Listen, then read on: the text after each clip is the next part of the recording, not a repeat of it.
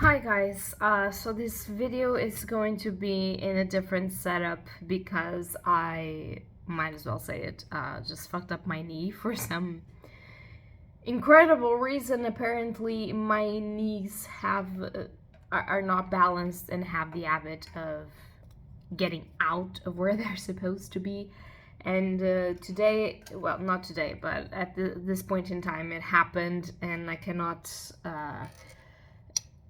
walk properly or stand properly. So we're just going to film this wrap up sitting. And why do I have a pen? I have no idea. Hello beautiful bookworms, my name is Katarina and welcome to my channel, and today I'm going to be doing a wrap up for what I've read at the month of September. So starting already with something that's technically not books, but I always like to mention, I actually read or listened to part 1 and part 2 of The Last Free Town, which is the continuation of the Bleeding Ground series that you've heard me talk about if you've heard any of my wrap-ups, and that is by Mason from the channel Mason in the Dark. I will leave link up above the playlist of the Bleeding Ground. You should definitely check it out. These two amount to almost an hour each, and they are perfect, really cool. One of them kind of sounds like a noir kind of detective-esque thing, and the other one is just all fucking hell breaks loose and shit happens and there's a lot of emotion going on, and I really enjoy them, as I enjoy everything that Mason is involved with and creates. So really just telling you guys just to go and watch it, and I always count it in my wrap-ups because it's like it's a part of a story, to be quite honest, his story, and I always like to count it on my wrap-ups, and I always like to tell you guys to go and watch it because he deserves everything from the way that he writes and the way that he narrates his writing, and it's just incredible. Then I have read 2 more books in a series that I've started a while back ago. I don't know if you guys remember, but I did a review on Damned to Hell by Mike Salt, which I'm going to leave link up above. And that is the first book in the Linkville series. It's a horror series comprised of short novels or novellas. And now I've read number 2 and number 3, which is The Valley, obviously by Mike Salt as well, and The House on Harlan, also by the same author. And I'm really enjoying the series. There's a lot of questions that are up in the air that I really want to know, that I really want to get solved. At the time of filming this wrap up, it's August. It kind of looks like August, really, but it's October 1st, and I am actually reading the book that is the last book of the series that is going to come out for now. I don't know if it's the last, but it's kind of the last one that is on the works to be released. And ooh, is it creepy. So talking about The Valley and The House on Harlan, I really enjoy it. I think that Mike Salt does a great thing, which is he constructs characters and their daily lives, and then he fucks them up. And you have to watch them suffer after you are used to them and their lives. And what he does is he also constructs really great couples. Most of them. I remembered something that happened in The Valley, and I was like, yeah, most of them. But yeah, he really constructs great couples, so it's kind of like sad and really great group of friends. And so it's really sad when shit starts to hit the fan because you're like, yeah, I want to see someone die, and then you're like, oh, but they're so sweet. So yeah, it's just The Valley is sort of like about this curse on a valley, obviously, and The House on Harlan has to do with just a couple and their 2 children, which is kind of more personal and really creepy for people that actually already have families or are very connected to their families. I really enjoyed it, liked it a lot. I'm liking this last one a lot, but I will tell you everything about it on the end of the month of October. Then this first actual physical book that I have here and that I'm going to present to you is actually a book that was sent to me by the author straight from America, like a physical copy, And the author is just such a nice and kind person that he paid for everything. He even paid for costumes here in Portugal, which is kind of terrible most of the times. Sadly, though, I DNF'd this book because I really don't think it was for me. I have read a lot of fantasy at this time, and I couldn't connect with the main character because she was younger, you know. But I really would like to point out the good things about this book. So the book in question is Linden Falls by Joshua Hershey, and it actually won a prize. Let me just see if I remember. Yeah, it won the epic category for the Brew Book Excellence Award, and it also received a 5-star review from Reader's Choice, which actually is sent to me in a letter attached so I could see and verify that it was true, which is very nice, so that I know that he wasn't making this up. But he's really nice, so I don't think he would do that. But as I was telling you, so Linden Falls is basically the story of Mabel, and she is, if I'm not mistaken, a 17-year-old that is rumored to be sort of a witch. It says in the back, Mabel is a rumored witch whose kingdom belongs to Lavian, the serpent. Her people are enslaved in darkness, but everything changes when Mabel discovers a book that transports her to a world of angels and demons. There she wields swords of fire and faces Tannen, a spirit-infested dragon. Mabel sets off to save her people, unaware that she'll find Eva along the way, that mystic lady thrown away in time, and in doing so, find herself. So yeah, it's kind of like a coming-of-age story. In my opinion, Mabel talked and acted a little bit younger than the years that she was supposed to have. So I think that it is going to be a good book. So this is a Christian fantasy book, and it will be a good book for, middle grades, young adults, maybe for people that haven't read a lot of fantasy and want to get into it. And one thing that is very important is that even though it's a Christian fantasy, you are not slammed in the face with moralities and, Christian ideals. Joshua Hershey does a really good work of, I'm just going to create demons and do parallels to things on his own, at least until the 100 pages or so that I've read.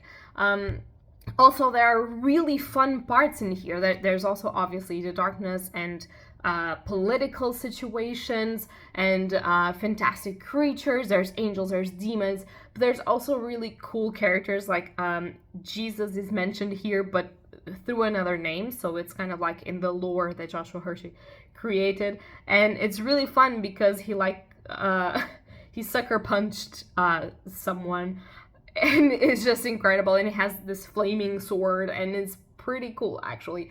Yeah, I don't think that you have to be Catholic to read this and enjoy it. That's the point that I wanted to make. So it's not filled with teachings and moralities that you have to use in your real life. It's actually just a coming-of-age story of this witch, Mabel, and how she's going to save her people from darkness, basically. I think it can be fun. To read. It really wasn't for me, and I didn't want to judge the book, like to finish it and rate it and judge it, because it wasn't something. I read a lot of fantasy, and that's the problem with this, actually, is that I read a lot of fantasy, and if I hadn't, this was going to be a really amazing start, I think.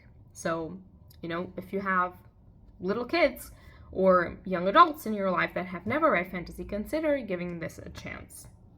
Another thing that I've read, well, now it's just manga and comics.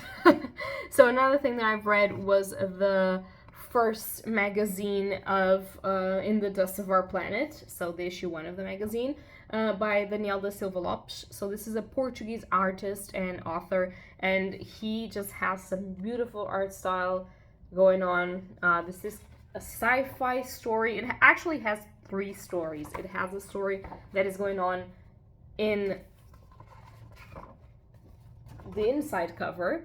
It has a story that is going on, and that's the main story in the beginning, and then there is this story that acts like a prequel to another story, but that is also in the same world of the first story. If you find that this is confusing, it is really not. You just have to start reading it and you will see how things connect. It's also pretty fun.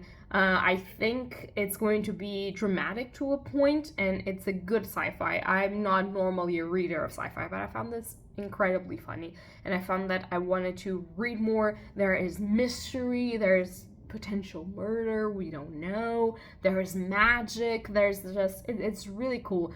And if you're Portuguese and you're watching this and you want to support our Portuguese artists, Danielle is the artist to support. I actually am trying, and I'm thinking, if I can, of bringing him to the channel to talk about his works once I have the issue 2 of his magazine. So yeah, very, very intrigued and very happy to have started the journey alongside him. Then I've read two volumes of a series that is actually just a duology, which is pretty rare in manga standards, and that is Tista. This is by Tatsuya Endo, which is the creator of Spy Family. So if you like Spy Family, this has nothing to do with it. This is incredibly dark. I've actually made a review that has about 10 minutes, which I will link up above, about Tista, so I'm not going to talk a lot about it, but it's basically about this girl. She is a high school / university student by day, but by night she is kind of a sniper that works for the church and that basically kills sinful people, like for instance mob bosses, drug dealers, thieves, abusers of children and stuff like that. However, she's starting to lose her sight, and since her work depends on her sight and she thinks that her work was gifted to her by God, she starts to think that her life as she knows it is going to end and she won't be able to live anymore. And so it starts a descent into crazy and into desperation of our main character, which is beautiful to behold, but at the same time so incredibly sad. And one day when she's crossing the street, she doesn't see a car coming, and a boy from her school saves her. And that is the beginning of everything that she ever known collapsing in front of her. And I'm not going to say anything else. It's really good. The art style is really great. I mean, if you like Spy Family, the art style is pretty similar, but it does have some dark undertones to it. And if you're okay with like trigger warnings for parental abuse and sexual abuse of children and domestic violence and cultish behaviors and religious trauma, if you're okay with that, this is very much for you. I forgot I had read one more book because this is so short that it looks like a manga sometimes. I have read... Is this number 4? I think it's number 4. Yeah, it's number 4. I've read number 4 of the Nightgarden series, which is Bayou Rose by Lucy Holden. And this is a vampire romance. And I am living for this. Like, this is like 100 and something pages, each of them. And in this tiny amount, this author gets you in the point of you being like how much can these characters suffer? Like, can you stop? You make something up for this shit to just blow up the fan every single time in every single book. So there are 7 books in total in this series, and when I do finish, and I hope I will finish soon since I would like to review it for October, I will do a non-spoiler review of the Nightgarden series, because I think that if you like vampire romance but you don't want Twilight, which there's nothing wrong with Twilight because I reread that sometimes, this is fairly short, is darker, and it's pretty cool actually. It has a lot of strange mythology and strange creatures on it, and I am enjoying it so fucking much! And we have the first volume of Coffee Moon. This is by Mochito Bota, and I also have a review for it, which will be up there, as you know. So I'm not going to dwell a lot on this, but this is basically a dark loop time paradox sort of thing in which the main character and everyone around her is always repeating her birthday. However, she knows this is happening and she's more than welcoming it until her best friend in the world wakes up from the loop and is like, "Girl, we are repeating your birthday. And she's like, yeah, I know. How do you know? And she's like, because my family told me the same thing they told me yesterday. And she's like, yeah, welcome. I have done this 133 times already. And the best friend is like, what? But since her best friend wakes up, shit starts to hit the fan and things start to change for the worst and taking a darker turn for our main character. So this is incredible. This is very exciting, very short as well, and I have to keep going with this because it's great. It's just great. Then we have volume 4 of Shadow's House by Somato. I always forget the name of this author. And Shadow's House, I have done a review for the first 2, I think, will live linked. And I am liking it way more than I liked those first 2. It's very mysterious, it has a lot of politics, which I never thought about it, and in this volume we had some discoveries. People, I was like, I think that this is going to be this, and I was fucking right. But there was a part of it that I wasn't entirely sure of how it was going to go. And when they told me, I was like, what? What? This is what it is. I liked it very, very much. It's not, it was not an instant favorite as Tista was, you know? But it was like a slow and surely 3 stars, and then it's umping up to 4 stars. And I'm hoping that by the end of this, it's like 5 stars. I don't see this being a really big series, but you never know. I thought Children of the Whales will be done as well, and it's fucking not. But it's so enjoyable. It's about this world where there's shadows that have human form, and they have dolls that are supposed to be their faces that look a lot like human beings. So yeah, it's just, and the art style of this, I have to show you. Let me see if I can show you. It's really beautiful. Like the settings and the expressions and the clothings and everything. It kind of looks like little scratches in the paper. It's just great. I love it so much. Then I've read... So, let me just contextualize this for you. September was a fucking month where me and my boyfriend decided we are going to watch the episodes of Attack on Titan that we need to watch, because in November, like, the last episode of all of them is going to, like, come out, and we don't want to be spoiled by the people. We have survived up until now. I don't know how, but we don't want to be spoiled. So we've watched everything that came out. And then, because we don't want to be spoiled by the manga people, we read the last manga. So we read Attack on Titan 34 by Hajime Asayama.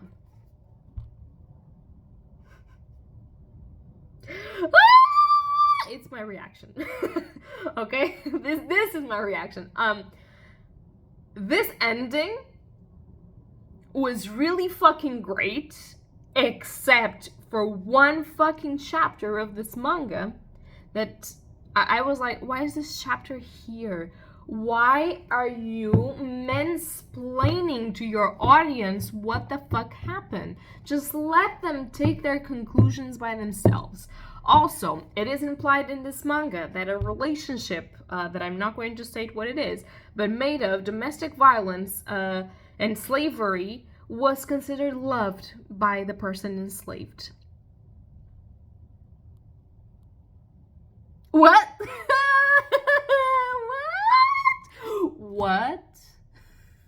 What? I think that Isayama just flipped his shit.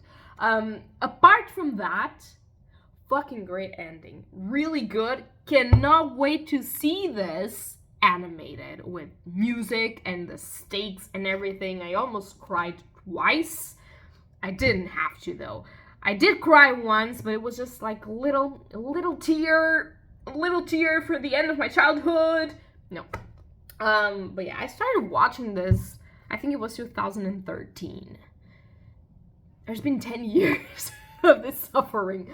But it was great. Attack on Titan is great. I'm really sad that I've never read any of the other mangas, but it is pretty faithful, the adaptation. So we have to see. There were rumors that the last episode was not going to be exactly like this one.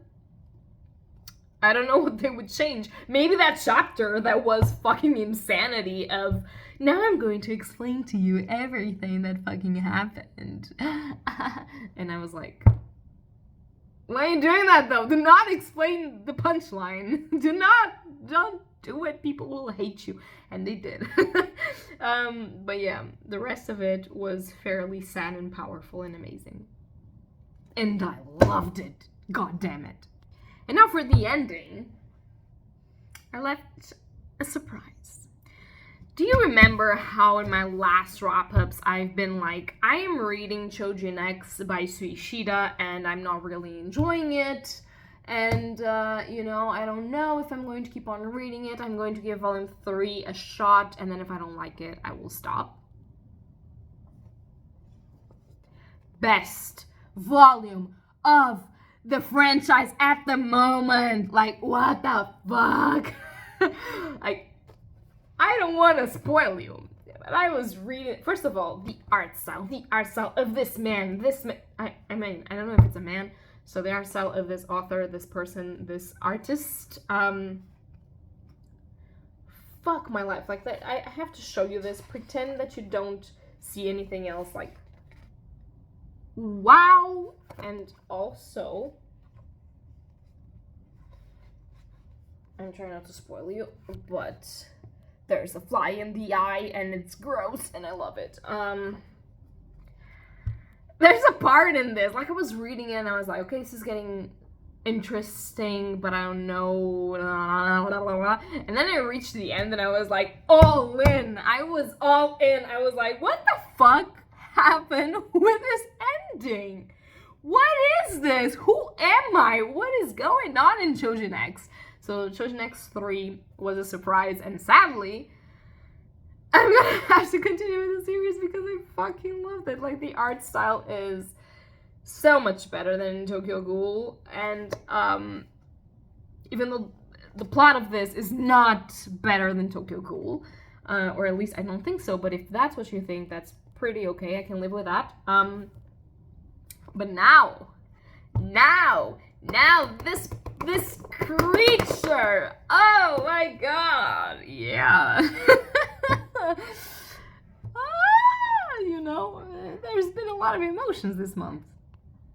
So yeah, guys, that's going to be it for my wrap-up of September. I'm so sorry that I've screamed, especially if you are with our headphones on, but I have no way of expressing my emotions without fucking screaming most of the time.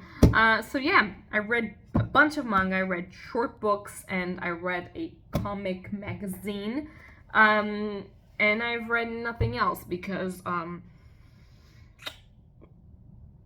PhD life, and then I fucked up my knee, and yeah.